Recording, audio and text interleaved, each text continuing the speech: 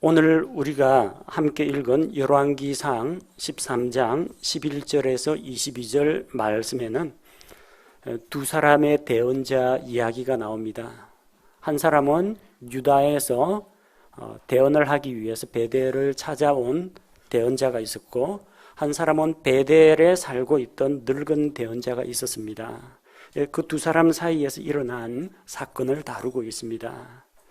오늘은 이 베델의 늙은 대언자 이야기를 살펴보면서 이 사람들로부터 우리가 경계를 받고 교훈을 받았으면 합니다. 사람은 누구나 태어나서 자라나갑니다. 그리고 자라나간다는 것은 결국 나이를 먹고 성장해 나가며 더 나아가서는 늙어가는 과정입니다.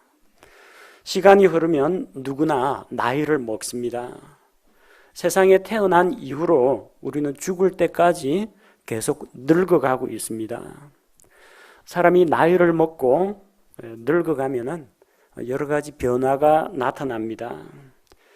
첫 번째는 사람의 외모가 변합니다. 피부가 푸석푸석하게 건조해지고 탄력이 줄어듭니다. 그리고 얼굴에 또 목에 주름살이 생깁니다. 까맣던 머리카락이 마치 서리를 맞은 것처럼 희게 변해가고 또 듬성듬성 머리털이 빠집니다. 젊을 때와는 달리 자세도 허리도 구부정하게 굽어버립니다. 젊은이와 달리 나이를 먹을수록 몸이 약해집니다. 기초 체력이 저하되고 시력이 나빠가지고 돋보기 안경을 쓰든지 아니면 또 가까이 있는 책을 읽을 때 꼭 안경을 껴야만, 또 멀리 있는 곳을 볼 때도 안경을 껴야만 제대로 잘 보입니다. 귀가 어두워져서 소리를 잘 듣지 못하게 됩니다. 소화 능력이 떨어져서 좀 단단한 음식이나 이런 것들은 소화를 못 시키게 됩니다. 면역력도 떨어져서 한번 감기라든지 질병을 앓으면 몸이 빨리 회복이 안 됩니다. 신체에만 그런 변화가 나타나는 게 아닙니다. 사람이 늙으면 성격도 변합니다. 나이를 들면 대부분 변화를 싫어하게 됩니다. 그래서 없던 것을 집에다 들여놓는 것도 싫어하고 집에 있는 것을 어디 갖다 버리기도 좀 싫어합니다. 그리고 이사를 잘 안 가려고 합니다. 그동안 닦아놓은 인맥들도 있고 아는 사람도 있는데 아무도 모르는 낯선 곳에 이사 가서 새로운 사람들하고 사귀는 것을 부담스럽게 생각합니다. 젊을 때는 모험 삼아서 여기저기 사업도 벌이고 투자를 합니다만 나이가 들면 그냥 안전하게 그냥 은행 이자나 받아먹지 막 여기저기 일을 떠벌리지를 않습니다. 그리고 자기가 지금까지 알고 믿어온 것 이외에 자기가 알던 거하고 다른 새로운 사상을 받아들이기를 좀 싫어합니다. 성품도 많이 변하게 됩니다. 벼가 익을수록 고개를 숙이는 것처럼 나이가 드실수록 점점 겸손하고 온유하게 대하시는 그런 분들이 많습니다.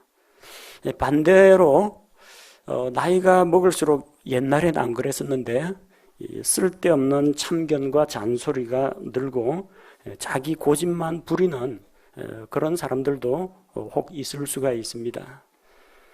옛 어르신들 말씀에 나이가 들면 좀 입은 다물고 주머니는 열라고 하셨는데 그 반대로 하는 그런 분들도 더러 있습니다. 우리가 나이가 들었을 때 별 실감 안 되죠? 어린 주일학교 학생들이나 중고등학생 이런 나이 이야기하면은 빨리 나이 먹고 어른이 되고 싶어야 하는 그런 사람도 있을 텐데 지금은 잘 실감이 안 될 겁니다. 20, 30년 지나가는 거 잠깐입니다. 지나갈 때는 모르는데 한번 지금까지 살아온 날을 돌아보면은 정말 잠깐이라는 생각이 듭니다. 우리가 나이가 들었을 때 나이들은 늙었을 때 하나님 앞에서 내가 어떠한 모습으로 나타나느냐 중요합니다. 나이가 든 사람은 자기 얼굴에 책임을 져야 합니다. 공자 말씀에 나이 40이 되었어도 남의 미움을 받으면 그는 마지막이라고 했습니다. 미국의 링컨 대통령은 사람이 나이가 40을 넘기면 자기 얼굴에 책임을 져야 한다고 이야기했습니다. 무엇을 말합니까? 나이를 먹으면 먹을수록 그 사람이 지금까지 갈고 닦아온 인격이 또 그 사람의 성품이 마음속에 맺힌 성품의 열매가 밖으로 드러난다는 겁니다. 더 나이가 들면은 고치기도 힘들고 바꾸기도 힘듭니다. 젊었을 때 자기 자신을 잘 돌아보고 하나님 앞에서 자기 자신이 어떤 사람으로 성장하고 성숙해 갈지 자기 자신을 예비해야 합니다. 어떤 분은 나이가 드신 분인데 그냥 얼굴을 보기만 해도 은혜가 되는 분이 있습니다. 나도 나이 들면은 저런 분들처럼 돼야 되겠다. 그냥 그 앞에 가면 고개가 절로 숙여집니다. 뭐 나한테 해준 것도 없고 아무런 그렇게 깊은 관계가 아님에도 불구하고 왠지 존경스러운 그런 분들이 있습니다. 그래서 잠언에서는 잠언 20장 29절에서 젊은 자들의 영광은 그들의 힘이요 늙은 자들의 아름다움은 흰머리라고 했습니다. 젊은 자들은 자랑거리가 뭡니까? 패기, 열정, 힘, 정열 이런 겁니다. 나이가 들면 그런 거는 좀 줄어듭니다. 젊은이만큼 힘이 세지는 않습니다. 늙은 자들의 아름다움은 흰머리라고 했습니다. 흰머리 나신 어르신들 많이 계십니다. 부끄러워하지 마십시오. 그 흰머리가 정말 하나님과 사람 앞에서 아름다움이 될 수가 있다는 겁니다. 잠언 16장 31절은 이렇게 이야기합니다. 흰머리를 의의 길에서 얻으면 그것은 영광의 관이 되느니라. 그리스도인이 주님 앞에서 선한 열매를 많이 맺고 많은 사람들을 옳은 길로 돌아오게 하고 잘 성장시키면 주님 다시 오실 때 영광의 관을 받습니다. 근데 또 구약 성경에 영광의 관이 나오는데 흰머리를 의의 길에서 얻으면 그게 영광의 관이 된다고 했습니다. 관은 머리에 쓰는 거죠. 굳이 누가 관을 씌워주지 않더라도 백발, 흰머리 자체가 영광이라는 겁니다. 나이 먹으면 다 영광스럽게 된다 그런 의미는 아닙니다. 어떻게 해요? 흰머리를 의의 길에서 얻어야 합니다. 그래서 하나님 보시기에 부끄럽지 않고 사람들 앞에서 선한 간증을 내보일 때 참 곱게 나이를 잡수셨다. 이런 평가를 받을 때 그 흰머리조차도 영광스럽게 된다는 겁니다.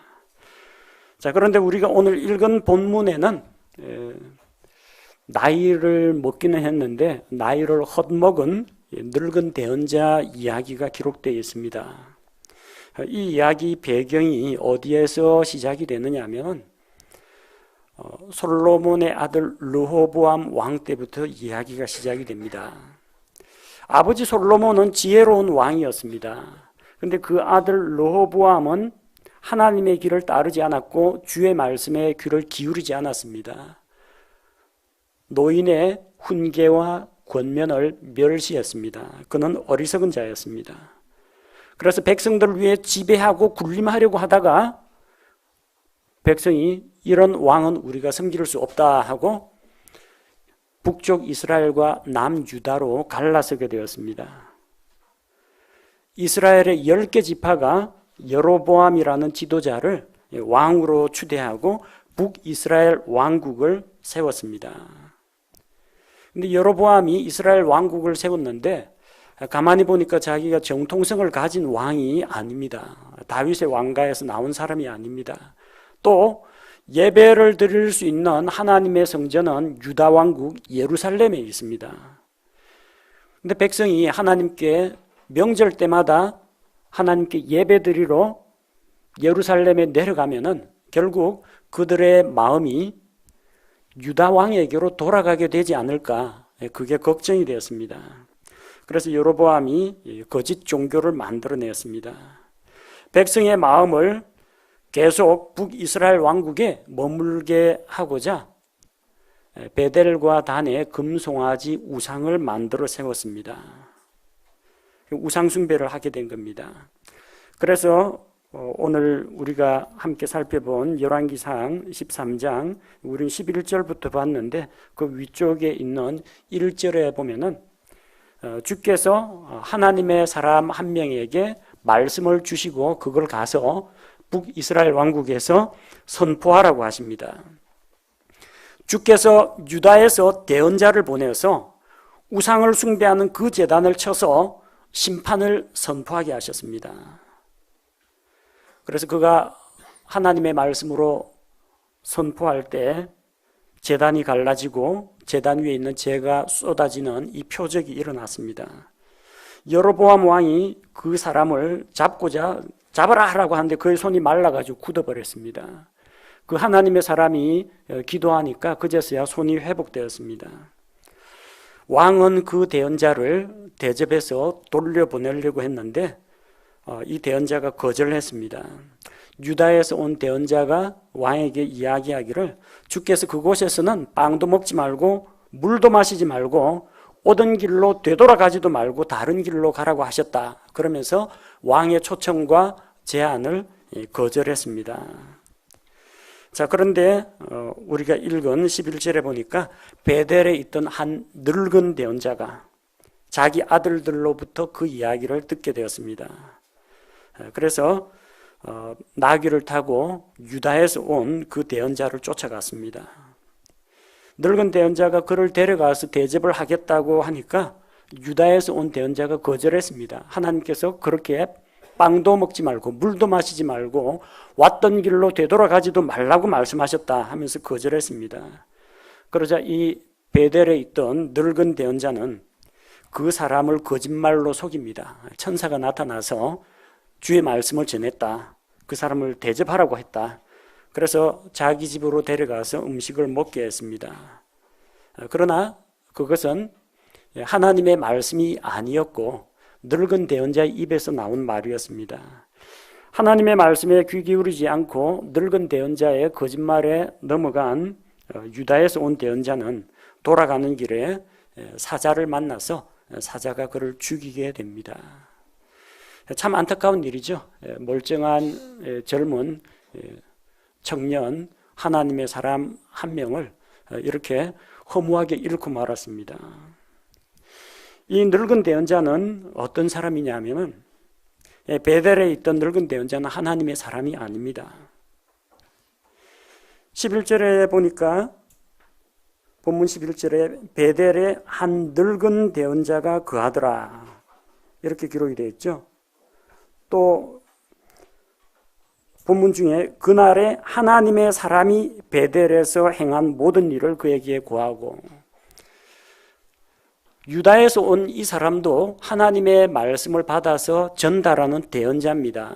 둘 다 대언자인데 베델에 있는 이 늙은 대언자에게는 하나님의 사람이라고 부르지 않습니다. 그런데 유다에서 온 이 젊은 대언자를 가리켜서는 하나님의 사람이라고 부르고 있습니다. 어떤 차이가 있습니까? 대언자는 대언을 하면 그냥 대언자입니다. 근데 대언자 중에는 거짓 대언자도 있습니다. 하나님의 말씀이 아니라 자기 말을 하나님의 말인 것처럼 속여가지고 전하는 자도 있습니다. 그러나 하나님의 사람이라는 것은 그가 하나님께 속한 사람이라는 겁니다. 하나님의 말씀을 전하는 사람을 말합니다. 하나님의 성품을 꼭 닮은 사람을 하나님의 사람이라고 합니다. 하나님께서 사용하시는 사람을 하나님의 사람이라고 합니다. 하나님의 일을 해야 하나님의 사람입니다. 대언자라고 해서 다 하나님의 사람인 것은 아닙니다. 목사가 되었다고 해서 다 하나님의 사람은 아닙니다. 대한민국에 목사가 얼마나 많습니까? 목사 중에 간음하는 목사 있습니다. 도박하는 목사 있습니다. 목사 가운데 주먹질하는 목사 있습니다. 세상 사람보다 욕 더 잘하는 목사도 있습니다. 어떻게 신학교 나와가지고 교단에서 안수를 받든지 해서 목사 자격은 취득했을지 모르겠는데 그래서 사람들이 목사라는 타이틀은 불러줍니다. 그러나 하나님의 사람은 아닐 수도 있다는 겁니다. 누가 하나님의 사람입니까? 하나님 편에 서 있어야, 하나님의 일을 해야 하나님의 사람이라는 겁니다. 대한민국에 기독교인은 많습니다. 교회 가가지고 교적부에 이름 올리고 이 교회 출석하겠다 등록하면은 교인이 됩니다. 기독교인이 됩니다. 근데 그 교회 다니는 교인이라고 해서 다 구원받은 성도는 아닙니다. 엄마 아버지 강권에 못 이겨가지고 강제로 끌려 나온 사람도 있을 테고, 신앙은 없는데 종교 행위만 하는, 예배당 문지방만 넘나들면서 성경책 끼고 일주일에 한 번씩 왔다 갔다 하는 종교 행위만 하는 사람도 있습니다. 그 교회 교인일지는 모릅니다. 하지만 구원받은 성도는 아닐 수가 있다는 겁니다. 종교란에다가 기독교라고 적을 수는 있을 겁니다. 하지만 하나님 보시기에 하나님의 사람은 아니다, 그런 사람이 있다는 겁니다. 대언자가 되는 게 중요한 게 아닙니다. 하나님의 사람이 되어야 합니다. 내가 어느 교회 다니는 교인이다, 이게 중요한 게 아니고요, 내가 구원받은 그리스도인 하나님의 백성이 되는 것이 훨씬 더 중요한 문제라는 것입니다. 베델에 있는 늙은 대언자가 어떤 일을 했는지 보십시오. 그가 대언자라는 신분 타이틀을 가지고 있다고 해서 인정받는 대언자가 아닙니다. 삶의 열매를 살펴봐야 됩니다. 만약 이 대언자가 하나님의 사람이라면 하나님의 거룩하신 성품을 본받아야 됩니다. 근데 18절에 보니까 늙은 대언자가 어떻게 했습니까? 그러나 그가 그 사람에게 거짓말을 하였더라. 늙은 대언자는 유다에서 온 하나님의 사람을 속였습니다. 속이고 거짓말하는 것은 하나님의 성품이 아니라 마귀의 성품입니다. 따라서 이 늙은 대언자는 대언자일지는 모르지만 하나님의 성품을 닮은 사람은 아니라는 겁니다. 대언자라면 하나님께서 그 입에 말씀을 넣어주시고 가서 그 말씀을 전해야 합니다. 하나님께서 그를 대언자로 쓰셔야 됩니다. 늙은 대언자는 하나님께 쓰임받지 못했습니다. 신기하지 않습니까? 우상숭배가 지금 베델에서 벌어지고 있습니다. 베델에 금송아지가 있습니다. 그럼 하나님이 가서 이 우상숭배를 책망하라, 누구를 보내야 됩니까? 베델에 대언자 누구 있나 보고 너 가서 우상숭배를 책망하고 왕에게 경고하라, 이렇게 해야 됩니다. 아니, 베델에 대언자가 있는데 하나님께서 지금 유다 땅에서 대언자를 불러왔습니다. 왜 그렇습니까? 베델에 쓸만한 사람이 없기 때문입니다. 늙은 대언자가 그 우상의 제단이 세워지는 것을 보고 마음속에 의분을 품고 떨쳐 일어나서 말씀을 선포하고 왕을 꾸짖어야 됩니다. 그렇게 하지 않았습니다. 하나님께서 그를 쓰지 않았습니다. 그는 쓰임받지 못했습니다. 대언자일지는 모르지만 하나님께서 그를 통해서 일하지 않고 오죽 일할 사람이 없으면 저 남쪽에서 유다에서 하나님의 사람 한 명을 데려와서 북이스라엘의 죄에 대해서 책망하셨습니다. 늙은 대언자는 하나님의 일을 하지 않고 마귀의 일을 했습니다. 18절에 보니까 하나님께서는 그에게 말씀을 주지 않았습니다. 근데 그가 뭐라고 합니까? 천사가 주의 말씀으로 내게 말하여 이르기를 그를 내 집으로 데리고 돌아가서 그가 빵을 먹게 하고 물을 마시게 하라 하였느니라. 주의 말씀이라고 이렇게 전했습니다. 그런데 그 밑에 뭐라고 되어 있어요? 그가 거짓말을 해서 속였다고 했습니다. 그는 하나님께서 말씀하시지도 않았는데 하나님의 이름을 사칭했습니다. 그리고 하나님의 사람을 속여서 말씀에 불순종하게 만들어서 마침내 그가 하나님의 징계를 받아 죽게 만들었습니다. 베델의 늙은 대언자는 대언자 타이틀은 있었을지 모르지만 하나님께 속한 하나님의 사람은 아니었다는 겁니다. 두 번째로 베델의 늙은 대언자는 초심을 잃어버린 사람입니다. 초심, 처음 먹었던 그 마음가짐을 초심이라고 합니다. 초심이 좋은 거면요, 꾸준히 가져가십시오. 새 계획으로 성경 읽기 계획 세우셨으면 좋은 거죠. 쭉 밀고 가십시오. 새해에는 내가 일기를 써야 되겠다. 새해에는 부모님께 존댓말을 써야 되겠다. 결심했으면 좋은 거죠. 좋은 건 쭉 가져가시기 바랍니다. 초심을 잃어버리면 안 됩니다. 내가 어떻게 이 남자하고 결혼했는가? 내가 왜 이 자매하고 결혼을 했는가? 지금 현재는 좀 뭐 불평불만 사항이 들어 있는 분도 뭐 있을 수가 있습니다. 근데 왜 결혼했어요? 납치당했습니까? 사기당했습니까? 속아서 결혼했습니까? 부모님이 억지로 둘 방에 가둬놓고 강제로 맺어줬습니까? 그런 거 아니죠? 여러분, 독자적인 인격과 스스로의 판단에 의해 가지고 이 사람하고 결혼하겠습니다. 뭔가 좋았던 게 있었고 반한 게 있었고 사랑하는 마음이 생겼으니까 결혼한 거 아닙니까? 그때 가졌던 그 초심을 죽을 때까지 가져가시기 바랍니다.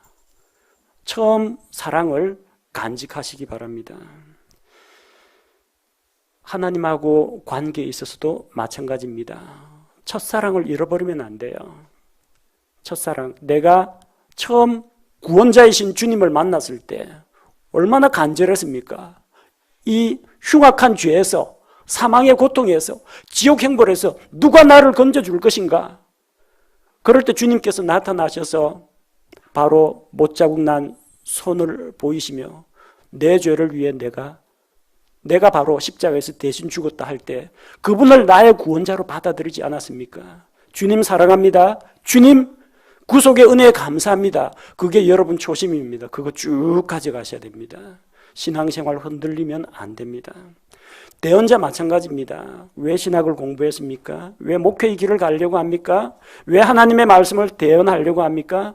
하나님 앞에서 선한 결심과 목표가 있었을 겁니다. 그 목표 쭉 가져가셔야 합니다.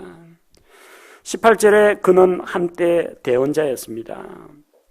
그가 그 사람에게 이르되 나도 그대와 같은 대언자라.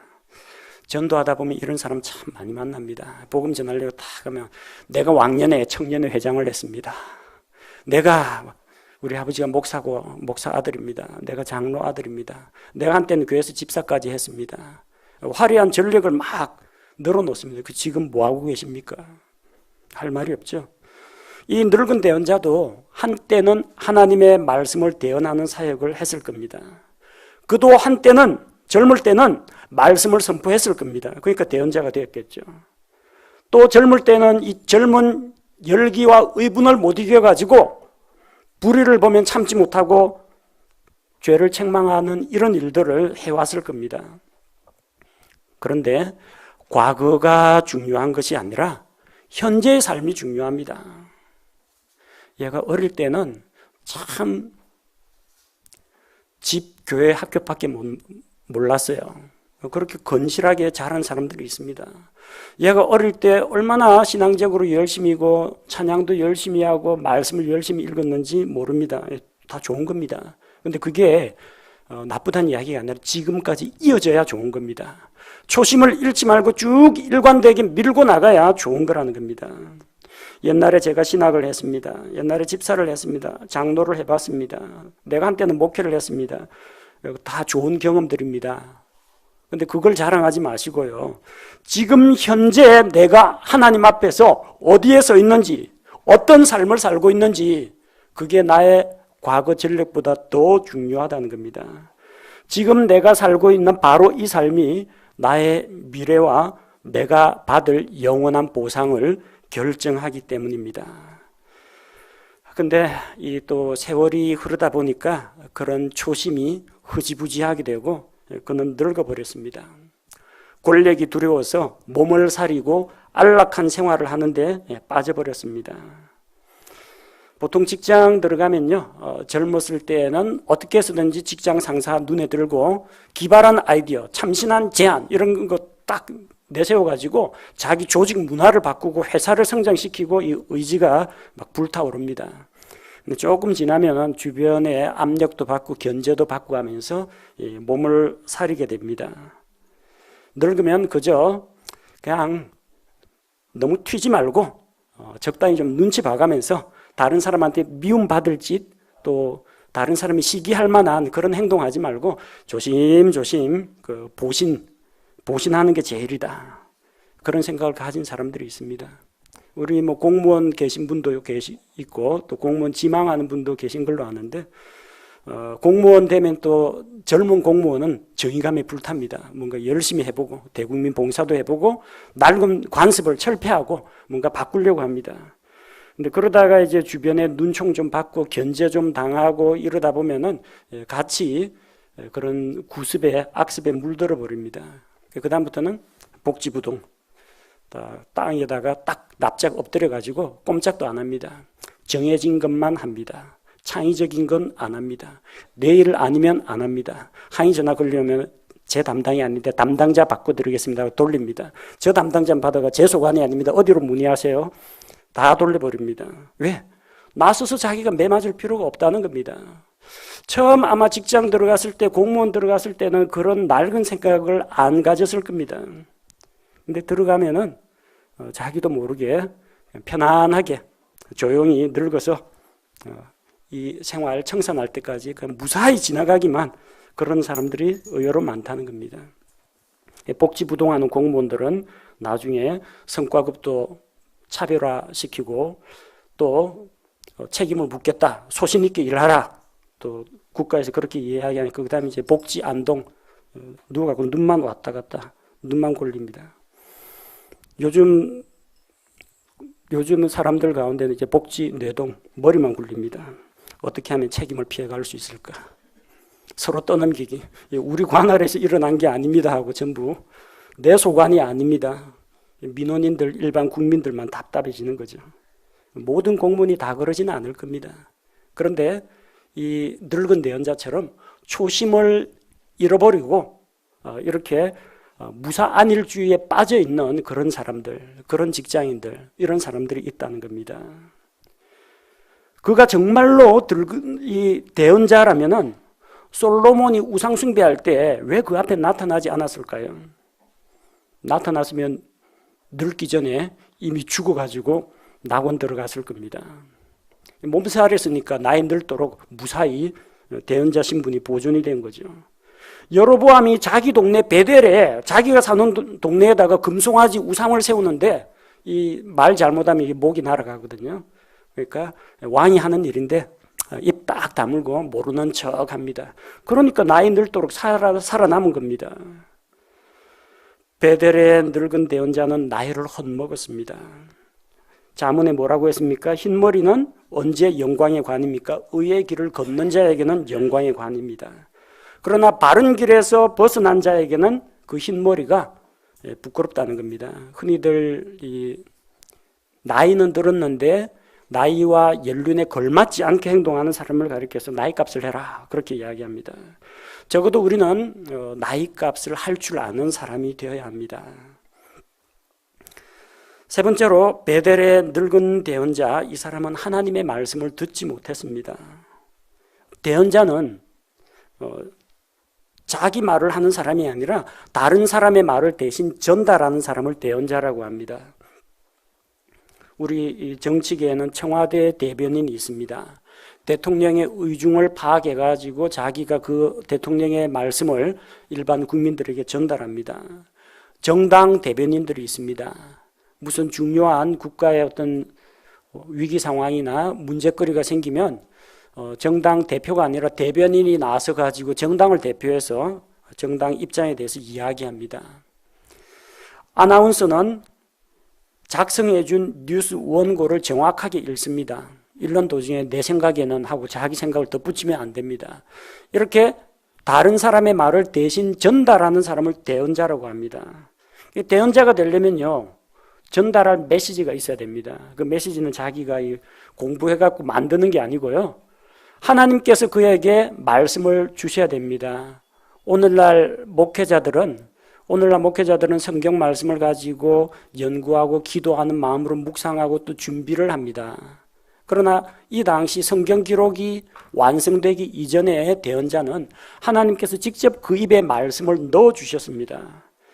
근데 말씀을 전해야 하는 대언자가 대언할 말씀이 없습니다. 왜 없어요? 하나님이 아무 말도 안 들려주시니까 없는 겁니다.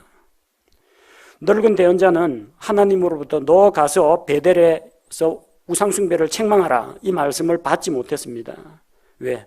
주님과의 교제가 멀어졌기 때문입니다. 그가 주님과 동행하지 않았기 때문입니다.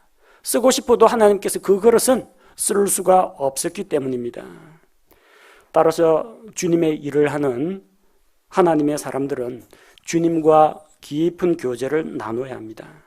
부지런히 주님의 말씀을 읽고 듣고 공부하고 묵상해야 합니다. 주님으로부터 말씀을 듣고 말씀을 통해 가르침을 먼저 받아야 합니다. 그렇게 하지 않으면 성도들에게 전달할 말이 없습니다. 베델의 늙은 대언자는 네 번째로 거짓말하는 사람입니다. 하나님은 진실하십니다. 결코 거짓말을 하지 않으시는 분입니다. 민수기 23장 19절에 하나님은 사람이 아니시니 거짓말하지 아니하시고, 하나님은 거짓말하지 않으시는 분입니다.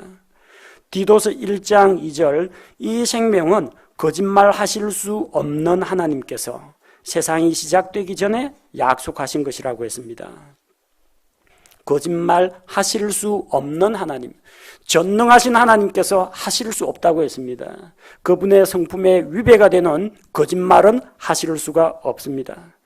하나님은 거짓말 하실 수도 없고 거짓말 하지도 않으시는 분입니다. 하나님께서는 이 늙은 대언자에게 유다에서 온 하나님의 사람을 속여라 하고 그렇게 조종하지 않았습니다.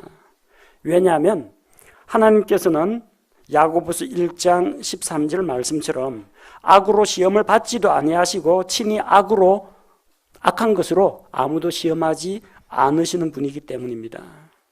하나님은 자기가 보낸 유다에서 온 하나님의 사람이 가서 말씀을 선포하고 무사히 자기에게로 돌아오기를 기다리고 계십니다. 하나님께서 자기가 보낸 대언자가 돌아오는 가운데 사자에게 죽기를 바라지는 않으시는 겁니다. 이 베델의 늙은 대언자의 거짓말은 하나님께서 그 입에 넣어주신 말씀이 아닙니다. 우리가 이미 읽은 18절에 그러나 그가 그 사람에게 거짓말을 하였더라. 하나님이 말씀하신 것을 전한 것이 아니라 자기가 거짓말을 지어냈다는 겁니다. 하나님께서 베델에 있는 나는 쓰시지 않으시고 어디서 저 남쪽 지방에서 유다에서 하나님의 사람을 데려와서 베델에 있는 우상숭배의 제단을 책망하라고 하셨을까? 자존심 상했습니다. 하나님, 내가 이래봬도 요 지역에서는 내가 원로 대언자입니다. 근데 왜 저 유다에서 꼭 사람을 데려와야 되겠습니까? 그의 마음속에 분노와 시기심이 생겼을 겁니다. 그리고 유다에서 왔다는 그 자기보다 젊은 그 대언자에 대해서 업신여기는 마음이 생겼을 겁니다. 내까짓 게 정말 하나님의 사람이냐? 어디 한번 두고 보자. 하나님의 사람이면 하나님의 말씀에 철두철미하게 복종을 할 텐데 내가 내 손으로 너를 죽일 수는 없고 어디 너가 이 하나님의 손에 한번 죽어봐라 라고 생각을 하고 하나님께서 그를 보내지 않으셨는데 그가 갔습니다. 하나님께서 그에게 말씀을 주지 않으셨는데 자기 속에서 지어낸 말을 하나님의 말씀이라고 거짓으로 선포했습니다. 하나님의 이름을 헛되이 취하고 하나님의 말씀을 무단으로 도용하고 왜곡하는 죄는 엄중하게 처벌을 받습니다. 예레미야 27장 15절 말씀에 주께서 이르시되 내가 그들을 보내지 아니하였으나 그들이 내 이름으로 거짓을 대언하는도다. 그런즉 내가 너희를 몰아내고 너희와 너희에게 대언하는 대언자들을 멸하리라 하시나이다. 하나님의 말씀이 아닌데도 하나님의 말씀이라고 자기 생각을 하나님의 말씀이라고 선포하는 자들, 이런 자들은 하나님 앞에 정죄를 받을 것입니다.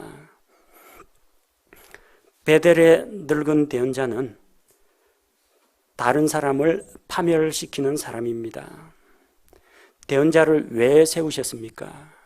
하나님께서 사람들에게 말씀을 주시고 하나님의 뜻을 알게 하시고 죄로 인해서 죽어가는 자에게 생명을 얻게 하려고 대언자를 세우셨습니다. 대언자는 하나님의 생명의 말씀을 대언해서 다른 사람을 살리는 자가 대언자라는 겁니다.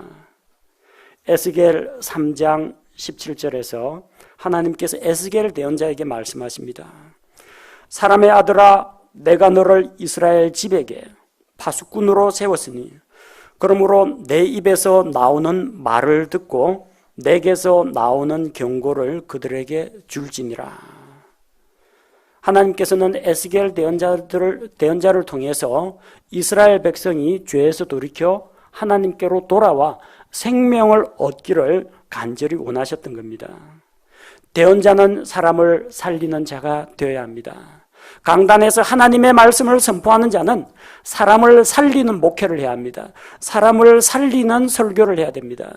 거짓말로 사람을 속여 넘기고 잘못된 것을 가르쳐서 사람을 파멸로 이끌어서는 안 된다는 것입니다. 늙은 대언자는 유다에서 온 하나님의 사람을 죽일 방법을 찾아냈습니다.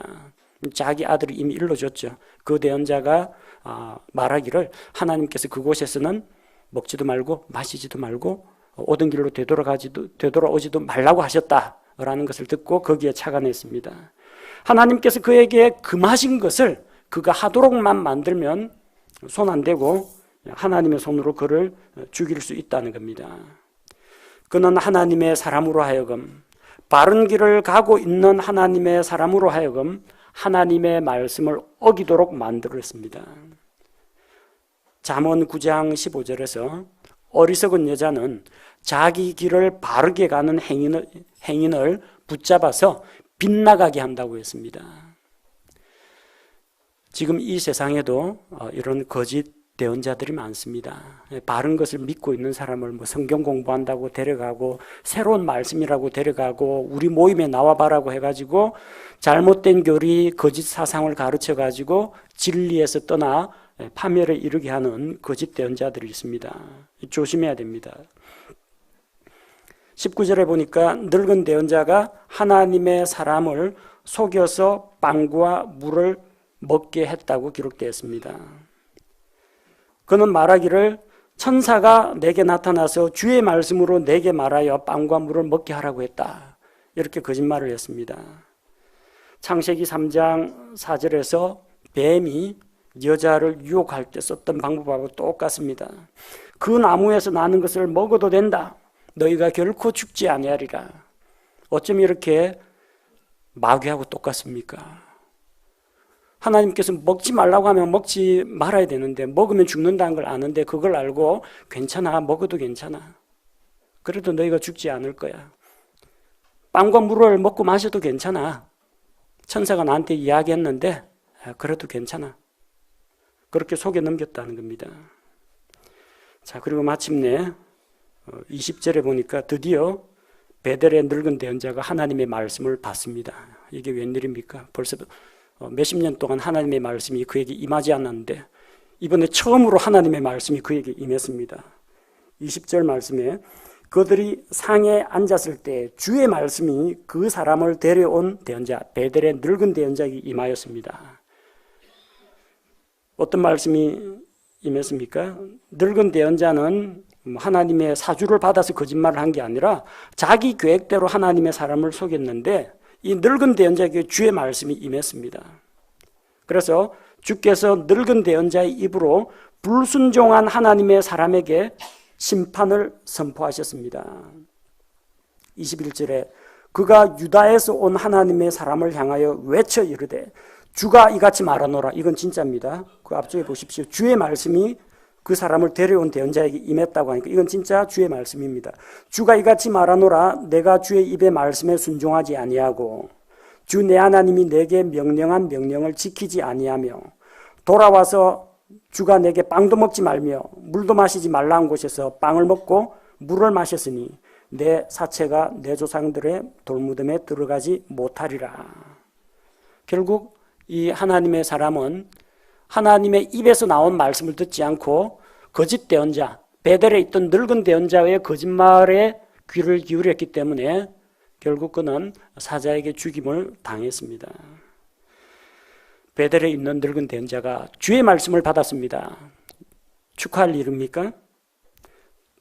말씀을 좀 받으면 사람에게 복음을 전하고 사람에게 생명을 주고 사람에게 희망과 용기를 불러 넣어주고 격려하고 세워주는 그런 말씀을 받아야 하는데 그는 심판의 말씀을 전달받았습니다. 주께서 늙은 대언자 입으로 불순종하는 하나님의 사람에게 심판의 메시지를 전했습니다. 그래서 늙은 대언자라고 무조건 믿으면 안 됩니다. 늙은 대언자 말하고 하나님의 말씀하고 비교해가지고 서로 다르면 하나님의 말씀을 들어야 합니다. 목사 말이라고 다 맞는 건 아닙니다. 유명한 목사 말이니까 더 그럴싸하겠지. 수천 명 모이는 교회 목사 말이니까 우리 교회 목사보다는 아무래도 더 진리에 가깝겠지. 그렇게 생각하면 안 됩니다. 원로급 목사 말이 젊은 목사 말보다는 신빙성이 있다고 생각하면 안 됩니다. 우리는 목사 말이나 늙은 목사 말이나 큰 교회 목사 말을 듣지 말고 하나님의 말씀을 들어야 합니다. 늙은 자냐 젊은 자냐 그게 중요한 문제가 아닙니다. 하나님의 말씀에 귀를 기울이고 하나님의 말씀대로 가르치는 그 대언자의 목소리에 귀를 기울여야 합니다. 이 늙은 대언자는 베델의 금송아지 우상을 책망하는 그런 일에는 쓰임받지 못하고 자기가 속여 넘긴 사람에게 죽음을 선포하는 일에 사용되었습니다. 이런 목회는 좀 안 했으면 좋겠습니다. 내가 어디 가서 그 아무개가 죽을 것이라고 정죄를 받아가지고 죽을 것이라고 지옥에 나가 떨어지라고 이런 메시지는 안 했으면 좋겠습니다. 가서 사람을 만나서 그가 하나님 앞에 바로 설 수 있도록 도와주고 그가 생명을 얻도록 도와주고 그가 영적으로 성장하도록 도와주고 잘못하는 거 있으면 빨리 고쳐가지고 회개하도록 좀 도와주고 잘하는 거 있으면 격려해가지고 더 잘할 수 있도록 용기를 불어넣어주는 이런 메시지를 전하고 싶습니다. 여러분도 그렇지 않습니까? 이런 메시지 전하는 사람 기분 좋겠습니까? 너 하나님 말씀 불순종했으니까 너 속아 넘어갔지? 너 이제 한번 죽어봐라. 이런 거 하고 싶습니까? 일반 우리 정상적인 그리스도인은 절대 이런 거 하고 싶지 않습니다. 사람을 살리는 말씀을 전해야 됩니다. 사람을 죄에서 돌이키게 하는 말씀을 전해야지 사람을 죄에 빠지게 만들고 불순종하게 만드는 이런 메시지를 전해서는 안 됩니다. 베델에 있던 늙은 대언자는 나이도 많이 먹었습니다. 이 베델이 무엇입니까? 벳엘, 하나님의 집이죠. 좋은 데 사는 하나님의 집. 그럼 하나님의 집이라는 그 동네에 사는 사람은 좀 하나님의 사람 이렇게 불리면 좋지 않습니까? 그러나 베델의 늙은 대언자는 벳엘, 하나님의 집에 살지만 하나님의 사람이 아니었다는 겁니다. 오히려 마귀에게 사용되었고 사람을 죄짓게 만드는 데 사용되었다는 겁니다. 나이가 많으면 뭘 합니까? 대언자 위치에 있으면 뭐합니까? 영적으로 타락해버렸는데 그는 여로보암의 우상숭배는 책망하지 않고 멀쩡한 하나님의 사람을 속여서 죽게 만들었습니다. 여러분, 우리 똑같이 지금 어린 학생으로부터 나이 드신 어르신들까지 공통점이 있다면 다 시간의 흐름을 따라 나이를 먹어가고 있다는 겁니다. 누가 좀 많이 먹었느냐 적게 먹었느냐 차이는 있겠지만 흔히 하는 말로 같이 늙어가는 과정입니다. 나이를 먹어갈수록 자기 얼굴과 자기 인생에 책임을 질 줄 아는 사람이 되어야 합니다. 나이를 먹을수록 하나님을 향한 믿음이 자라가야 합니다. 나이를 먹을수록 인격적으로 성숙하고 하나님의 성품을 닮아가는 그리스도인이 되어야 합니다. 초심을 잃지 마십시오. 하나님 앞에서 가졌던 순수한 믿음과 열정을 저버리지 마십시오. 하나님 앞에서 결심했던 선한 계획과 자기의 헌신이 하나님 앞에서 무뎌지지 않도록 끊임없이 말씀을 따라 하나님과 교제하고 주님과 동행하는 이 삶에 자기 자신을 드려야 합니다. 하나님의 말씀을 혼잡하게 해서는 안 됩니다. 순수한 하나님의 말씀을 받아들이고 다른 사람들을 진리의 말씀으로 세워주고 생명을 주는 그런 일을 해야 합니다. 이스라엘에 있는 나무들 가운데에서 종려나무가 있습니다. 근데 정확히 말하면 종려나무가 아니고 대추야자 나무입니다. 타마르라고 합니다. 타마르, 대추야자. 그 나무는 나이를 먹으면 이게 나이가 보통 오래된 나무는 열매도 잘 맺지 못하고 고목으로 변해버리는데 이 타마르란 이 나무는 키가 무럭무럭 자랍니다. 늙어서도. 늙으면 늙을수록 타마르에는 대추야자에는 열매가 많이 맺힙니다. 백향목, 레바논에 있는 백향목 수미터 이상까지 자랍니다. 그 중에는 수천 년 묵은 나무도 있습니다. 늙을수록 푸르름을 잃지 않고 열매가 더 풍성한 그런 나무가 되어야 합니다. 시편 92편 12절 14절에서 시편 기자는 의로운 자, 하나님의 성도는 이런 삶을 살 것이라고 합니다. 의로운 자는 종려나무같이, 대추야자 나무같이 흥왕하며 레바논의 백향목같이 자라리로다. 주의 집에 심긴 자들은 우리 하나님의 뜰 안에서 흥왕하리로다. 그들은 늙었어도 여전히 열매를 맺으며 기름지고 흥왕하리니. 우리가 다 이런 사람이 되어야 합니다. 나이를 먹으면 먹을수록 거기에 걸맞게 영적으로 성장하고 인격적으로도 성숙해 가야 합니다. 신앙생활의 연륜이 오래되면 오래될수록 하나님 앞에서 더 청년보다 뜨거운 열정을 가지고 하나님 앞에서 선한 열매를 더 많이 맺고 하나님 앞에서 더 영적으로 강건한 삶을 살아야 합니다. 베델에 있는 늙은 대언자처럼 초심을 잃어버리고 세상과 타협하고 그러다가 정말 사람을 죽이는, 사람을 속이고 죽이는 그런 자가 되어서는 안 됩니다. 우리는 하나님께 속한 하나님의 성도들입니다.